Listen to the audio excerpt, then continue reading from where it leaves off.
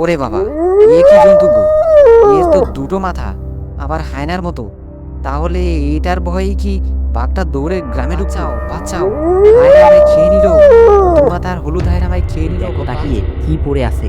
ওই দেখো, একটা বাঘের রক্তাক্ত দেহ মাটিতে পড়ে আছে। ওরে বাবারে, ইয়ে কি, এ তো প্রাকৃতিক হায়রা, দুই মাথা, আবার হলুদ রঙের। ওরে বাপরে, এটাই তাহলে সুন্দরবনের সর্বরাইদে মারতাছে।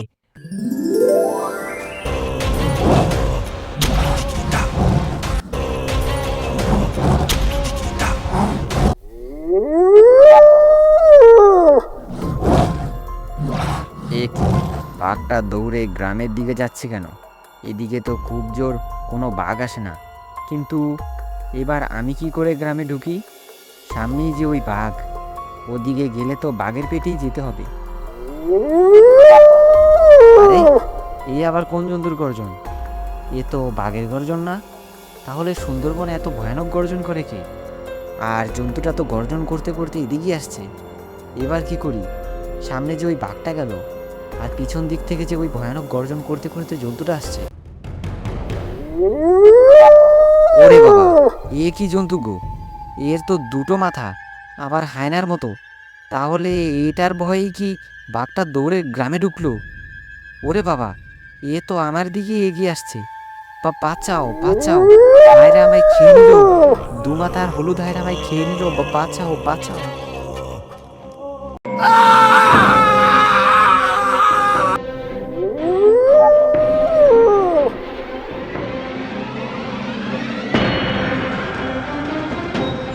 কিরে শম্ভু, তোর আবার কি হলো? দাঁড়িয়ে পড়লি কেন?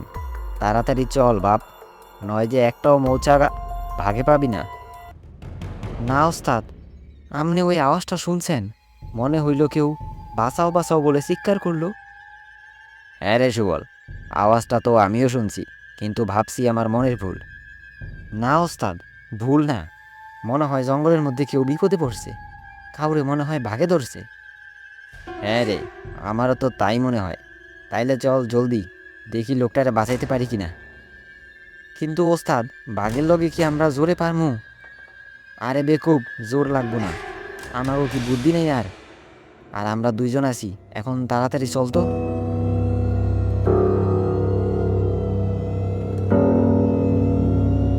ওস্তাদ, আওয়াজটা তো এদিক থেকেই আসলো মনে হয়, কিন্তু এখানে তো কিছুই নাই। না রে শম্ভু, ওই দেখ মাটিতে একটা মানুষের ছিন্ন ভিন্ন দেহ পড়ে আছে। ওরে বাপরে, এ কি ভয়ানক! ওস্তাদ, এর অবস্থা নিশ্চয়ই কোনো বাঘ করছে। আরে, এ কোন জন্তুর গর্জন? এই গর্জন তো আগে শুনিনি যে। ও ওস্তাদ, এটা কি? এর তো দুইটা মাথা, আবার হলুদ রঙের।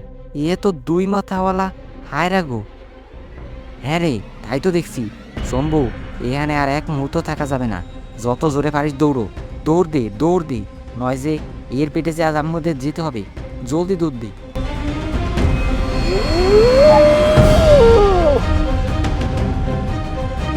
ও, ও, ভাইজান একটু দাঁড়ান, শ্বাস নিয়ে লই। আমরা অনেক দূর চলে আসছি, ওই জন্তু এত দূরে আসতে পারবো না। না রে শম্ভু, আমাদের এক্ষুনি গ্রামে যাইতে হইব। সবাই রে খবরটা দিতে হইব, নইলে ওই জন্তু দিয়ে পুরা গ্রামরে উজাগার করে দিব। কিন্তু দাঁড়ান ভাই, এটা কি ছিল? এ জন্তু তো আমার বাপের জন্য আমি দেখিনি। আরে শম্ভু, এ হচ্ছে সুন্দরবনে বহুকাল আগে বন্দি থাকা দুমাতা আলা হলুদ হায়রা। এটার কথা আমি আমার দাদা দিদির থেকে শুনেছি, কিন্তু আজ এই প্রথম নিজের চোখে দেখলাম। এত ভয়ানক হবে তাও তো আশা করিনি রে। এ যে মুক্ত হয়ে এখন সুন্দরবনের ধ্বংসতাণ্ডব চালাচ্ছে, একে একে আটকাতেই হবে। কিন্তু ভাইজান, এত বড় হায়রা রে কে আটকাইব? কার এত জোর আছে যে ওর সামনে গিয়ে দাঁড়াইব? আরে শম্ভু, সব কিছু কি জোর দিয়ে হয় রে? বুদ্ধি লাগে, বুদ্ধি। এমন একজন আছে আমাদের গ্রামে, যে ওই হায়রাটাকে থামাইতে পারবো। আগে আমাদের যাইতে হইব, এখন তাড়াতাড়ি চল তুই।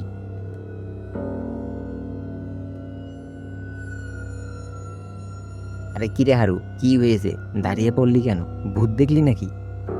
আরে কাশেম দা, তোমার তো চোখ নেই। ওই দেখো তাকিয়ে কি পড়ে আছে।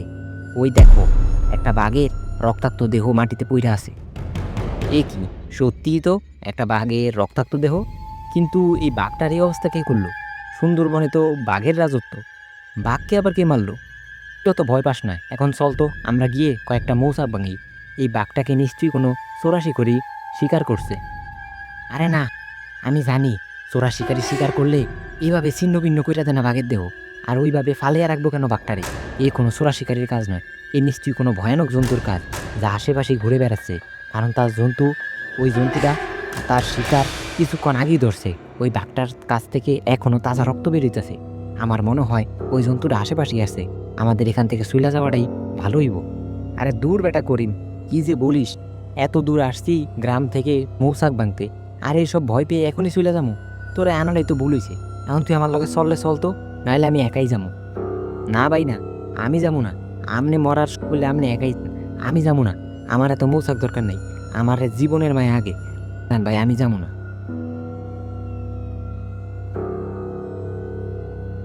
আরে আহাম্মক করিমটা যা, দৌড়ে গেলই গিয়া। এখন আমার একলা একলা ভং পাতা ভেঙে আবার মৌচাকও পুরোতে হবে। কি যে করি! এইসব আলতু ফালতু ছেলেদের আর আনবো না জঙ্গলে। একটা বাঘের চিহ্ন ভিন্ন দেখি নাকি ভয় এখান থেকে দৌড়ে পালিয়ে যায়। যত সব পাগল ছাগল। না, আমি এ সময় নষ্ট করি না। যাই, গিয়ে সামনে গিয়ে দেখি, যদি তুই একটা মোচাক পাই তাহলেই হবে। এ কি, এইখানে তো একটা গরুর ছিন্ন ভিন্ন দেহ করে আছে। এইসব কি হইতাছে? একটু আগে দেখলাম একটা বাঘের ছিন্ন ভিন্ন দেহ, ভাবছিলাম চোরা শিকারির কাজ, কিন্তু এখানে তো দেহে আবার আরেকটা মুন্ডুহীন গরুর ছিন্ন ভিন্ন দেহ। তাহলে সত্যি কি কোনো ভয়ানক জন্তু ঘুরে বেড়াইতেছে আশেপাশে? আরে, ওটা আবার কোন জন্তুর গর্জন? এই গর্জন তো ভাগেন না। তাহলে কি সত্যি কোনো ভয়ানক জন্তু আছে? ওরে বাবারে, এ কি! এ তো দানব আকৃতি খায়রা, দুই মাথা, আবার হলুদ রঙের। ওরে বাপরে, এইটাই তাহলে সুন্দরবনের সর্বরাই রে মারতাছে। বাঁচাও বাঁচাও, আমার খায় নিল, বাঁচাও!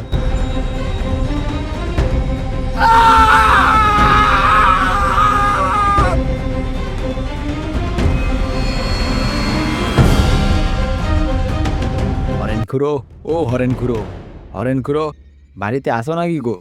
হরেন খুড়ো, ও হরেন খুড়ো। আরে কি হয়েছে রে আসান আর শম্ভু? এমন ডাকাডাকি করছিস কেন? কাউকে আবার বাগে টেনে নিয়ে গেল নাকি সুন্দরবনে? আরে না গো হরেন খুড়ো, ওটা বাঘ না। ওটা বাঘের চেয়ে 1000 গুণ বেশি ভয়ানক। ওটা যে বাঘকেই খেয়ে ফেলে।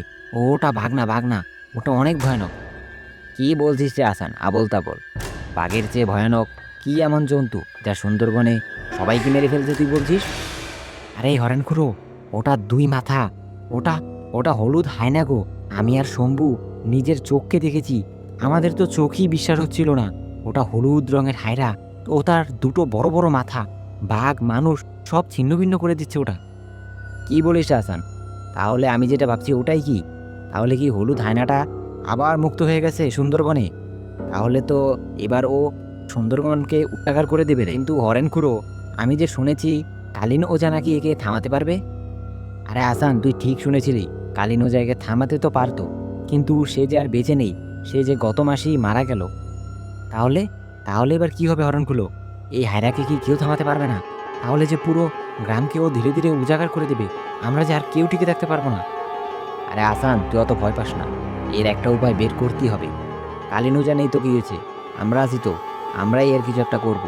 তবে এখন তোরা তেমন জঙ্গলে যাস না, আর গ্রামে বলে দে কেউ যেন কয়েকদিনের মধ্যে জঙ্গলে ধারে কাছেও না যায়। একটা ব্যবস্থা করার পর এরপরই সবাই বাড়ি থেকে নামবে, বুঝলি? যা যা, দুজন গিয়ে এখন আর তোরা দুজনও শোন, সাবধানে থাকিস, জঙ্গলে তেমন এখন যাস না। গে প্রাণ, তারপর খাবার।